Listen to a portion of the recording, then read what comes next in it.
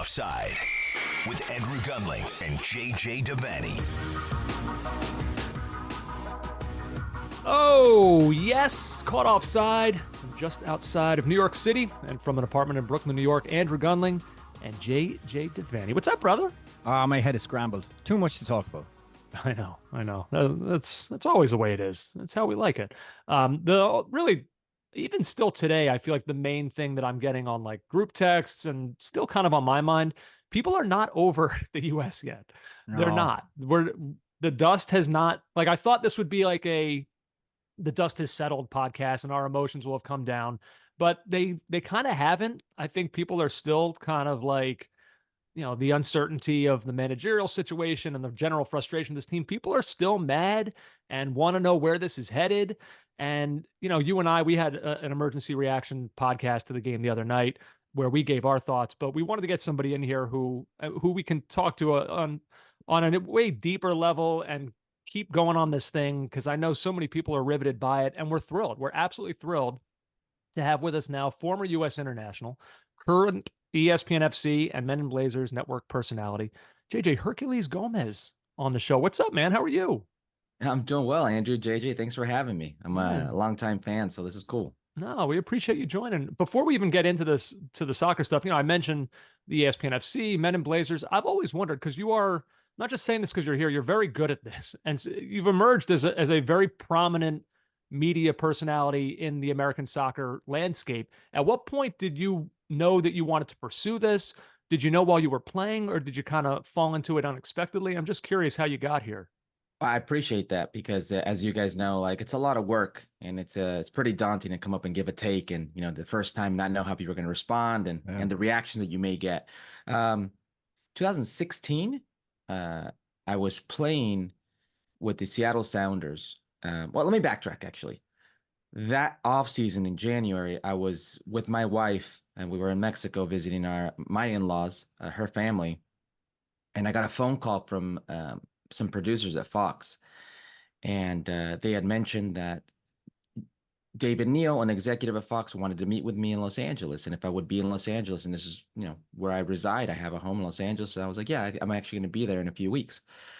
Cool. Can you meet with David Neal? I went and met with this guy, David Neal, and spoke to him, for 10, 15 minutes and had no idea what it was about, and quickly realized like it was almost like a job interview. And he just said, hey, I like you. What are you doing this summer? I'd like you to come work with us for Copa America. It was 2016. And I said, well, I'm playing soccer for the Seattle Sounders.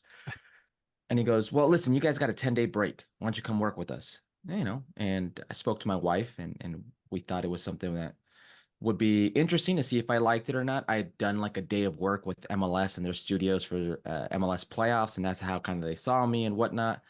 And right before that, we're playing. It's an East Coast swing. We have Kansas City, New England, and we were so bad, the Sounders, that year to start off, that Siggy got fired.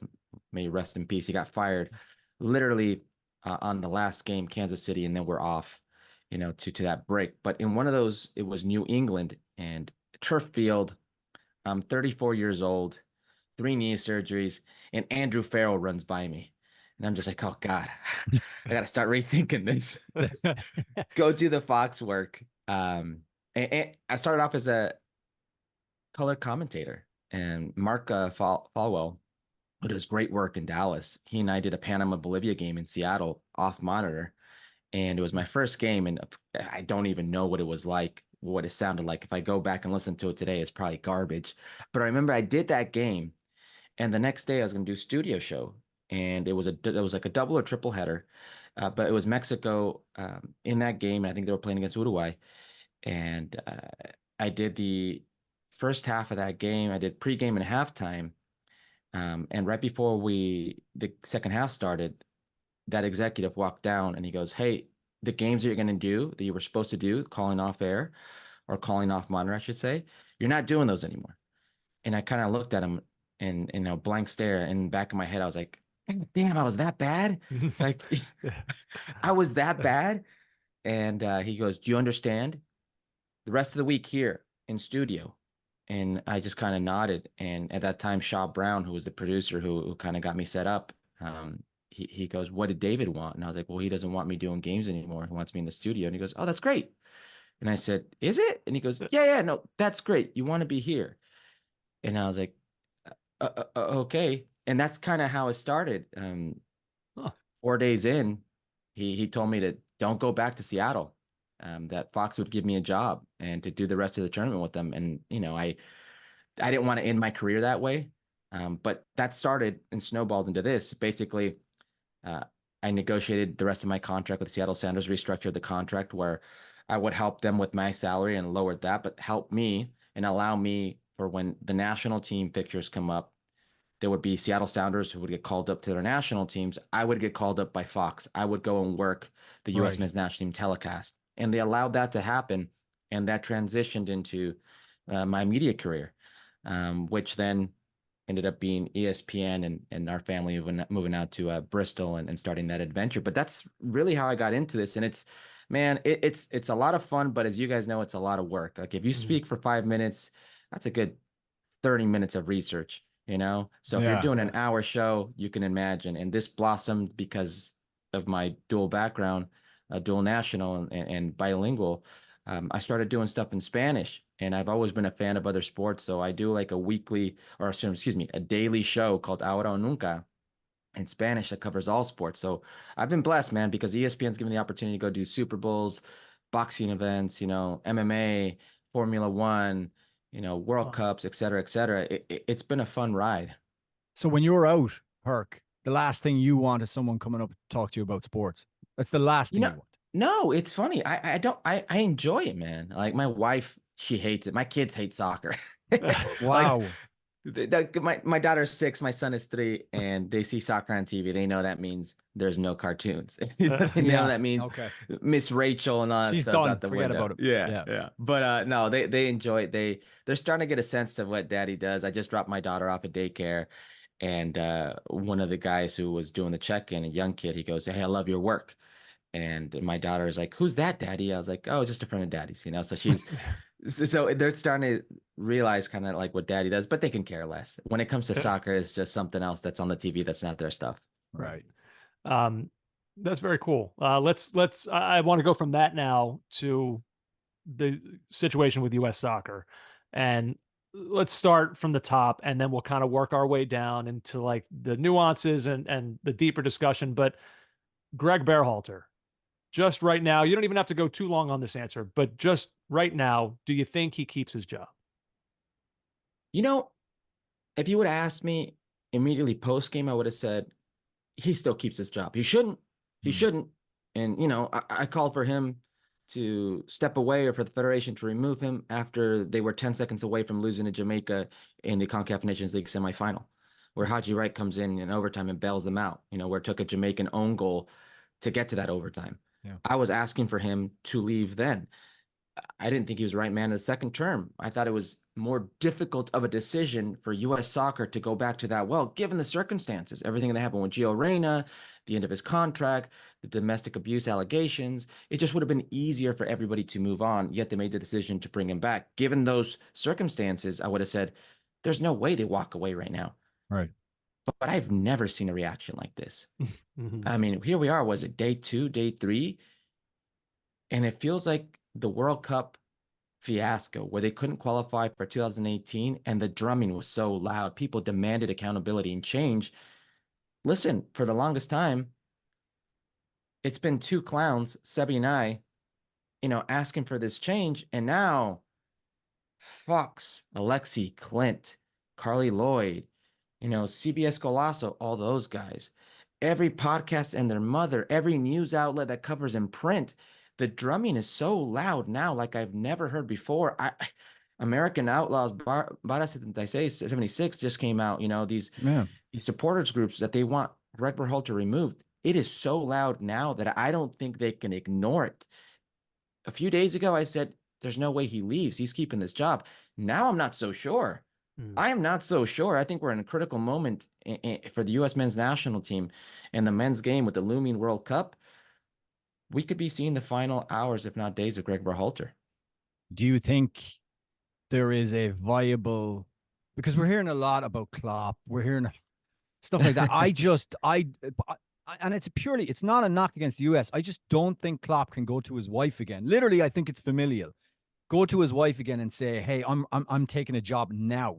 And it starts Yeah. now. I don't think he can do Yeah. that. Even if in his brain he likes it. Is there a viable option in your mind that has entered your mind? Because you say he should have, I agree with you. I think he should have gone after the where he did that business organization speech. Yes. I think that That was conference. yeah, that conference. I think that should have finished him. That should have been it.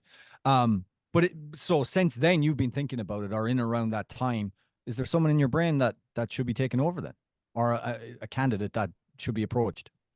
JJ, what you bring up is a very good point. I don't know if you guys are married or have a significant other, but definitely the family comes into the equation. What I will say is the US has an advantage over a lot of different setups when it comes to the national team. And one of those advantages is it's the United States. And it's such an enticing place for the Pep Guardiolas of the world, for the Jose Mourinho's, for the Jurgen Klopps, who have all mentioned, by the way, at some point in time, an interest in the United States, whether it's domestic football or international football. They've shown an interest. You know, we've got Ancelotti, Carlo Ancelotti, Don Carlo Ancelotti in Idaho or Montana, you know, visiting, vacationing. Like, there's something about the States where they feel they can get away, their family can enjoy, and it's international football. You're not working all the time. So that is very, very enticing. What I will say is it's got to be a situation. How can I say this? It can't be because of the fear of not getting the perfect candidate that you don't decide Greg Berhalter's fate. Right. That shouldn't decide if you continue with what I think is an obvious regression. If you look at the 9 months since Greg Berhalter's taken over, they've gotten worse. They've gotten worse. The friendly games against Oman, you know, whatever you want to see in there, the Nations League semis versus Jamaica, the getting grouped in a very accessible group with a strength of schedule in your favor, while albeit maybe circumstantial, because the red card puts you behind the 8 ball, because then you got to get a result versus Uruguay, whatever the case may be. Any other serious footballing federation or serious footballing country, that doesn't matter. You're done. So given all that, you shouldn't let the fear of not being able to find the perfect candidate hinder your judgment or cloud your judgment on this needs to be a change that is made. Now, that being said, there are a ton of dream scenarios out there. Jose Mourinho, right? Yeah. Pep Guardiola, he's shown interest. Jurgen Klopp. And then there's some more realistic candidates. Right. Pellegrino Matarazzo, David Wagner, you know, these type of coaches. I'm sure if you ask fans today, a majority would say, give me Wilfred Nancy. Yeah, I was going to say. They would go down that route. All I will say is that is what Sam Crocker is paid to do. You can't, and this is what blows my mind, say we did an extensive worldwide search for a coach. Excruciating mental and psychological testing, ELO ratings, all these different variants to come back to Greg Berhalter. Like, that's his first bullet was Greg Berhalter. So now Matt Crocker's on the hook with whatever he does. So whatever he does has to be something that in the eyes of the federation and the fans is acceptable post 2026, or he's gone. Like, the next bullet is his, I'm gone after this. So he needs to really make it count. But you can't wait right now. You can't say, well, he's the lesser of the evils, or he's the evil I know. Yeah, and they're going to conduct this search, and we know how long that took last time. You're right. They do need to get moving. I want to go back to that decision after that World Cup. So the other night, you know, I basically I confess that maybe I was wrong after that World Cup in citing the players' love of Berhalter as a reason to bring him back. I look back on that now and think maybe I gave that too much credence. What's your take on that? And when you were a player, do you have any similar kind of experiences that you remember with managers and players? You know, do the players need to like the manager? Should that not play into the decision making at all? I'm just curious what your thought was on when that decision was made and that reason being a big part of it. It's like saying you need to like your coworkers. No, you just need to be good at your job, right? That's all you need to do for a common good, for a common goal. I played in a bunch of teams where I didn't necessarily like the coach and other players did. Where I loved the coach and other players had different experiences with said coach. You're never going to get everybody on the same page. While I understand why players like Christian Pulisic, Matt Turner, who had or lacked instability at the club situation, would love a coach who gave him stability at the national team. I understand and empathize with that. It doesn't matter what the players want. Why have Matt Crocker if the players are picking the coach or calling the shots? Save your money. Let the players pick them. That's not how this works. Serious footballing nations, serious football organizations, serious clubs have a pyramid, and there's a scale to that pyramid or hierarchy. Never in that pyramid is the coach or the players decide on these decisions. You want the players to have a certain level of comfort, absolutely, but you also want the players to feel a little bit uncomfortable. Yeah, Not rest on their laurels. Is it normal for theirs. players? Are they consulted, like Christian Pulisic as like the face in the future? Like, is it normal for him to maybe be consulted in a decision like that? Sure. When I was at Cholos, Tijuana, and Santos, both clubs consulted me about Bob Bradley. Right? Did any of those clubs sign Bob Bradley? Yeah. Right. So players are consulted all the time. They want to hear things. I get consulted to this day from, Mexican agents or Mexican owners. The owner of Pachuca called me and asked me what I thought about, Chicho Arango, the forward who now plays at Real Salt Lake when he was at LAFC. I told him I thought Chicho Arango's great. How do you think he'd fit in the system? That's another thing, right? They went on and signed him. And he lasted, I don't know, 3-4 months there, maybe a season there. And they ended up selling him to Real Salt Lake. So sometimes these suggestions work, sometimes they don't, right? But they can't be the totality of the decision making. Exactly, JJ. They cannot. And that's not the player's job, That's not their job.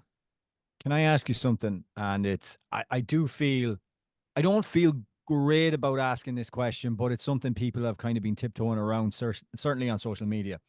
Have we, in a few maybe key instances, completely overrated the players of this team? Not completely overrated, but No. It's fair. It's fair. And I'll tell you why it's fair. Because we get so excited with these players because of the player pool. We really do, because you've never had players stepping on the first team of Chelsea, Barcelona, Milan, being in the Premier League, in the Bundesliga, Dortmund, great setups, one of the youngest players, to get to 50, appearances in the Bundesliga, Gio Reyna. Like, you see the ceiling of these players.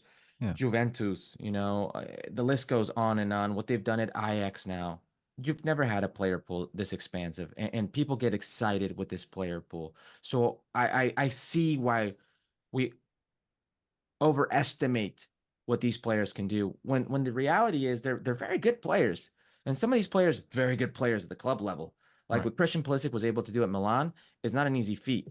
He did it at Chelsea at one point as well, when it was lockdown Pulisic during the pandemic, and he was double-digit goal, double-digit assist. He did the same thing right now at Milan, which is an historic club in world football. Like, you have to respect that. But then you look at the Matt Turners of the world who struggled to play for Nottingham Forest, almost got relegated. You look at our boys at Leeds who got relegated. You look at Weston McKennie, who, while had a great career year for Juventus, was an afterthought in the offseason and wasn't even on the USA preseason tour for Juventus. That's how they rated him and wanted to get rid of him. Timothy Weah, who's not playing much at Juventus. Brandon Harrison, who fell off the map. Giovanni Reyna, who fell off. Musa, who went from starting at Valencia to, when he comes on, he's probably a right back sometimes at Milan. And the list goes on and on and on. And so you can say, like, maybe we've overestimated the worth, but certainly at the CONCACAF level, Yeah, you see what other teams have done in recent years, or just in this tournament. Costa Rica, in a rebuild with teenagers in their lineup, had a respectable tournament. Panama, respectable tournament. Canada, Jesse Marsh has had 2 games with them before this tournament. Respectable tournament. You look at generations of the past, and I hate comparing, but some of the generations didn't have this player pool. And look at everything they've done. I mean, you can go back to 93, the Copa America. They had a famous win against Argentina, made it to the semifinals in that Copa America. 94, big win against Colombia. 2002, stunned Portugal, round of 16 win, Dos a 0 versus Mexico, a blown handball away from being in a semifinal. 2009 ended Spain's 35-game unbeaten run. That Spanish team that won 2 European championships and a World Cup, they ended that beaten run. 2010, won the group for the first time in World Cup. 2013, won in the Azteca. Jurgen Klinsmann's era, for as criticized as he was, he beat teams in Europe. Yeah. He beat teams in Europe, beat Mexico in Mexico. He got out of a very difficult group that had Germany, World Cup champions in that group, that tournament, Portugal with Cristiano Ronaldo, and Ghana, who's always been a thorn for the U.S. men's national team.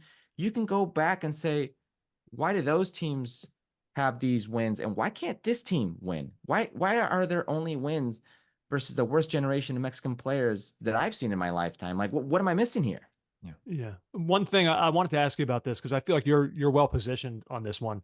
We're watching specifically the Euros now, but also Copa America, the US, England, France. I'll throw Belgium in there. Some of these highly thought of national teams are struggling. They're not playing up to whatever the expectation we've set for them are. And on our show, we've talked a little bit about the difficulties of maybe being able to transition from club football to the national game and keep playing cohesive, flowing football in national tournaments.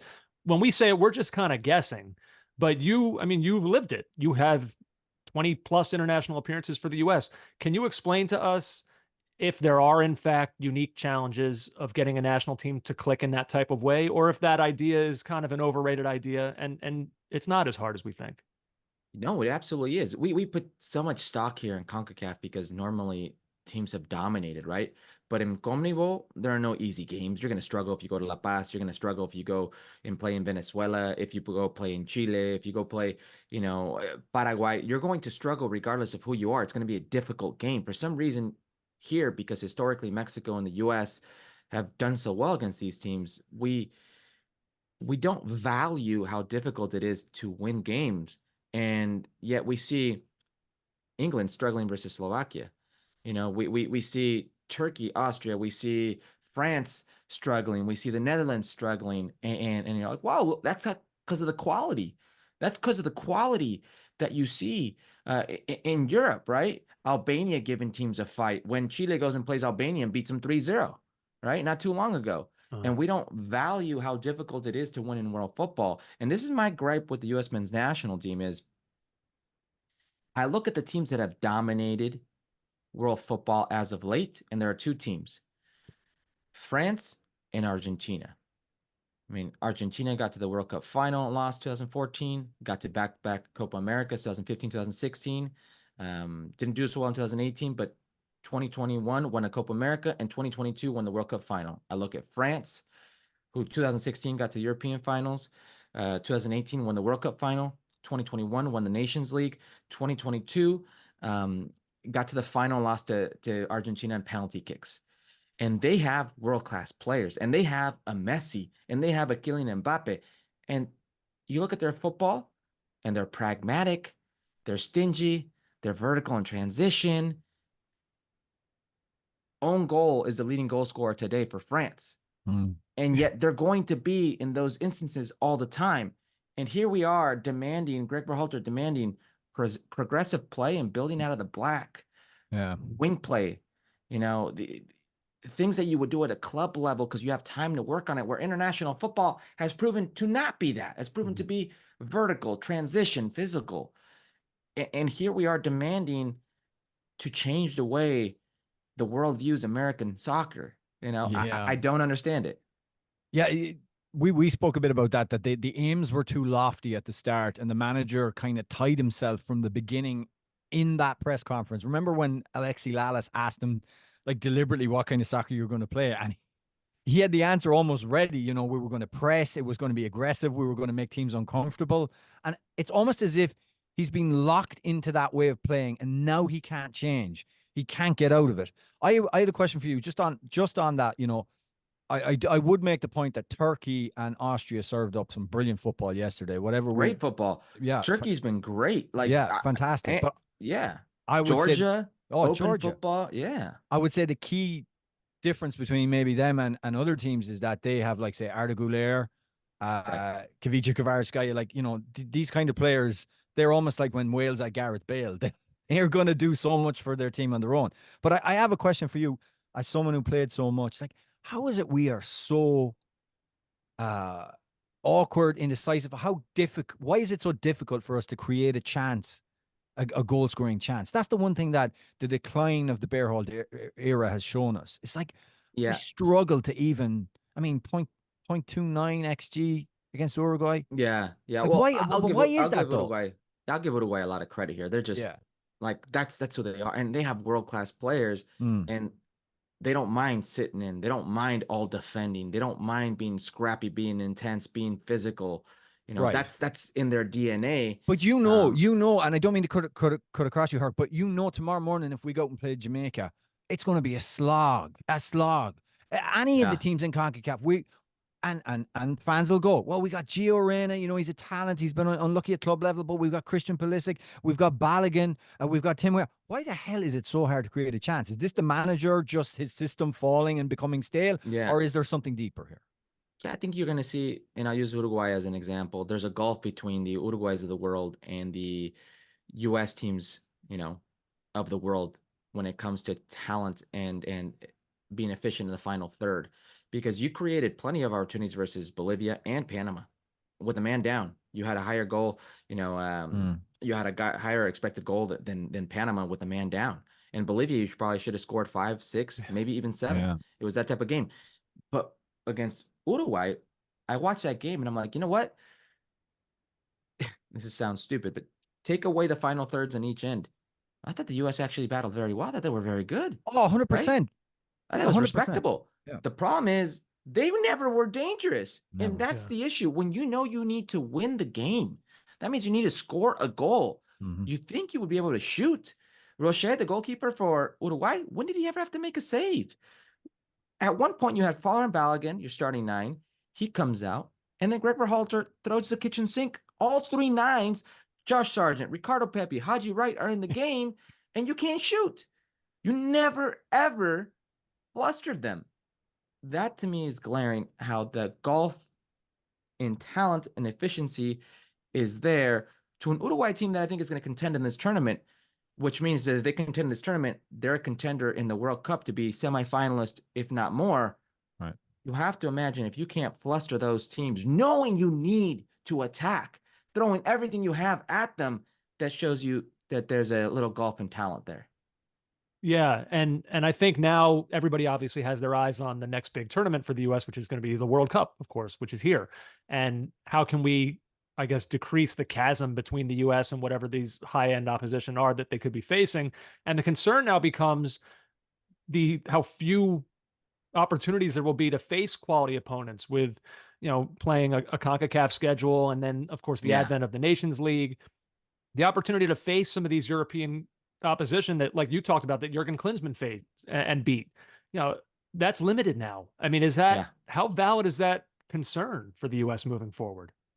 It's a massive concern. I saw the list of the friendlies come out. It was like Panama. It was like I forget who else was in there in these friendlies. Canada, and fans were upset online. The reaction was like, "Oh, why can't you schedule better friendlies? This is unacceptable." Who's going to play you?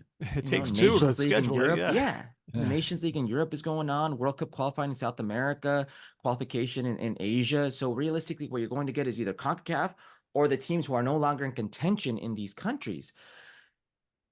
So it's difficult. And this is why this failure at Copa America is so massive. This was your dry run. These were your competitive games.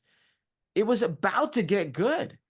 This was supposed to be your challenge, and now you don't have it. Can I ask you why Eric Wynalda's taking shots at you? Kind of a nasty tweet. Like, I don't get it. Like, what have you said to irk him so much?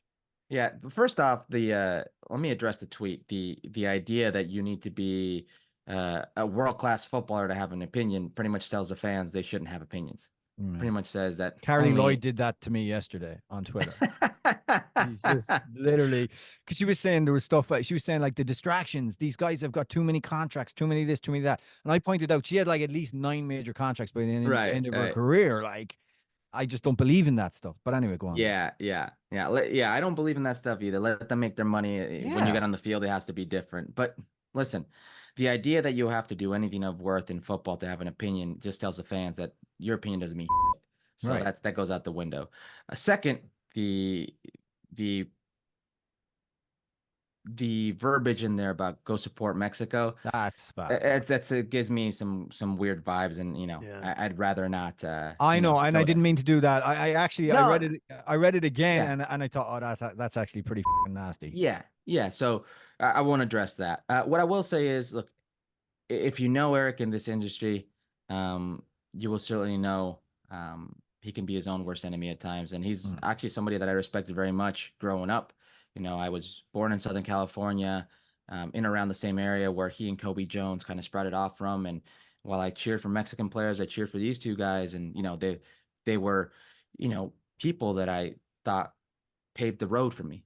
That said, in the World Cup, when he inserted himself into a situation regarding Giovanni Reyna, Claudio Reyna, and Greg Berhalter, unnecessarily, and he admitted on his air that it wasn't that way. My co-host Sebastian Salazar had some words, and I was working crazy hours during the World Cup, Spanish and English. I was getting home like at 7:30 a.m. and this guy kept blowing me up. And I was like, hey, Eric, here's Sebi's contact. Go talk to him yourself, And since then, he's just been taking shots. He blocked me a year ago. And he takes these unnecessary shots. And long story short, I've never paid it too much attention. Yesterday, Alexi, who I banter very well with, and we were teammates at the Galaxy. He was my GM at the Galaxy. He was very welcoming and helpful when I first worked at Fox. And we have very cordial, friendship. Tweeted something about players of the past being better than players today. And I put out the meme of the grandpa in The Simpsons, like old man yelling at the cloud. Yeah. And he called me an ageist and in a friendly way. Trust me, Alexi and I get along fine. Yeah. My birthday comes around, I get a text, from Alexi. Like he's a very, very nice guy. Yeah. He inserts himself in a conversation, with that tweet to respect my elders, completely out of left field. Like Alexi didn't know anything about it. I didn't know anything about it. I didn't even see it because I'm blocked. It wasn't until people started sending me things. And then I was like, all right, dude, like, come on. So I regret engaging. I really do. I regret engaging because you argue with an idiot on Twitter. It makes two idiots arguing on Twitter. Yeah, you're right. So I'm an idiot for doing that. I wish him well, man. I have my platform. He has his. I didn't have his career, but he didn't have mine. He didn't have mine right now, Fair point. I just thought I'd give you a right reply there because I'm finding a lot of what's gone on in the last few days like very confusing. We seem to be going at each other. Everybody in the kind of U.S. soccer sphere. No. This has nothing to do with U.S. soccer. This has everything to do with somebody thinking their opinion is valued more than others. And quite frankly, I can guarantee you that today you won't hear me mention him ever on my platform. But will be mentioned. Sebi, for some reason, he hates Sebi. He thinks Sebi is the downfall to his presidential election. It might have been us though. We had him on our podcast, and I'll tell you, Kyle Martino came on. We had Eric Wynalda, and both of them went nowhere. So we will take the blame on that one. Yeah, it's sad because I'll tell you what, the guy was a very good footballer, and I value people who speak, who give their opinion, because as you guys know, like, it's not an easy job. So to see kind of this version, it's not something I wanted to see. No. Herc, you've been so super generous with your time. Before we let you go, I did just want to ask one or two about kind of CONCACAF at large. Like, there is this idea of, what do they say? High tide raises all boats. And, Mexico being in the state that they're in right now, while it's, as an American fan, admittedly, it's been fun to kind of watch this and see what the U.S. have done to them. But I also don't know that it's good. I mean, look, this is probably a subject for like an entire podcast docuseries rather than just a single question at the end of an interview. But like, the best you can. How did they get here? How did Yeah. Mexico wind up in this place?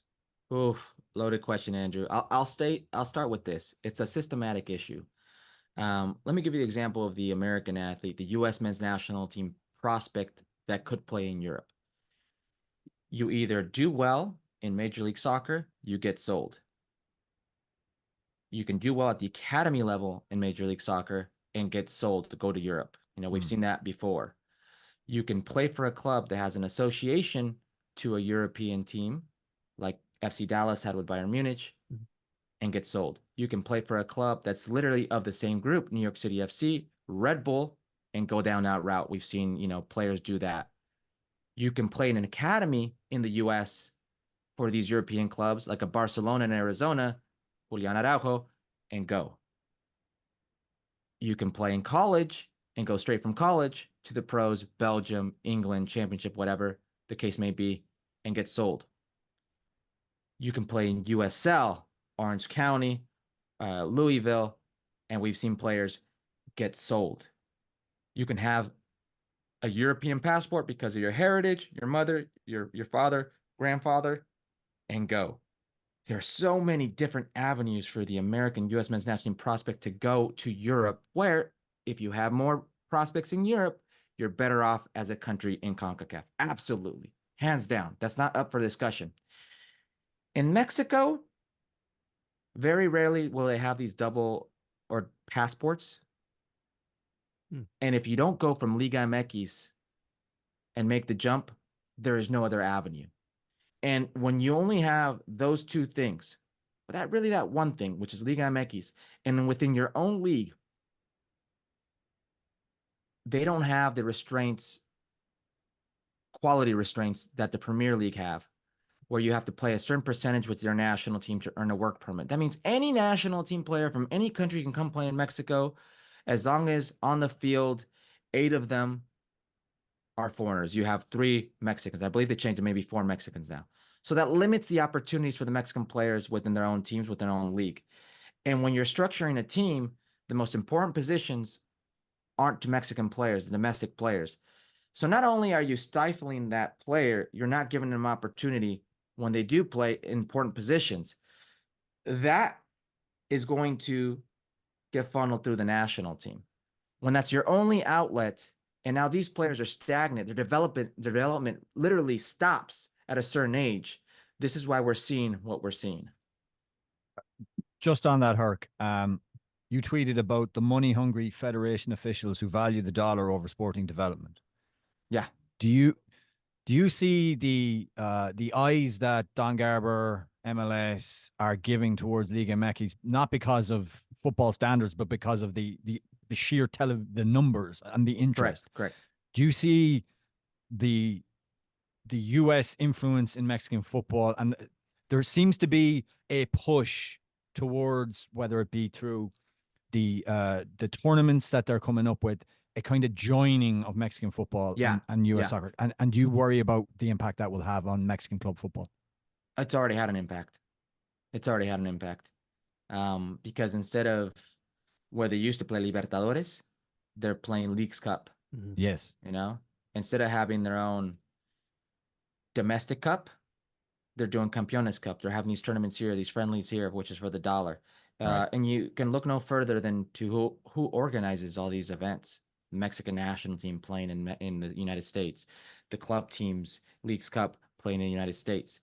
That's a marketing arm for Major League Soccer. Soccer United Marketing, yes. Yeah. Soccer United Marketing. So when they're the ones organizing this for Mexico, for the Mexican national team, the Mexican club teams, they're doing it for the money. So Major League Soccer is taking money from these clubs. Now, they benefit financially, these Mexican clubs, the Mexican national team, absolutely. That's why in a calendar year, if 20 games are played for the national team, 18 of them will easily be in the United States. But they're not going to be better for it because you're not going to get quality opposition. Most of the time, it's New Zealand's C team, Iceland's B team, whatever the case may be, Bolivia, where you trot out a U23 team and put announcements up like it's going to be the A team and sell out, Soldier Field, and business goes on as usual. So it's this cycle that's been created and they value the money over the sporting. And this is why we're seeing this today. Herc, we can't thank you enough. Your perspective on all this stuff is awesome. It's easy to see why you're killing it right now at ESPN and Men in Blazers. Thanks so much, man. We'll have to do this again sometime soon. Anytime, man. I enjoyed my time with you guys. Really appreciate you guys. You've been listening to the Caught Offside Soccer Podcast.